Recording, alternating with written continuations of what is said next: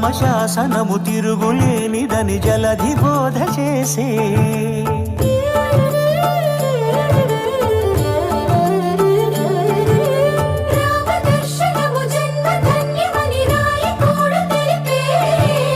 రామరాజ్యమే పౌరులందరిని నీతి బాట నిలిపే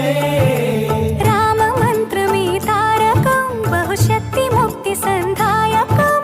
రామనామమే అమృతం శ్రీరామ కీర్తనం సుకృతం ఈ రామచంద్రుడే లోక రక్షయని అంతరాత్మ పలికే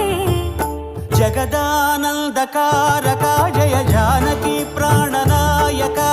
శుభ స్వాగతం ప్రియ పరిపాలక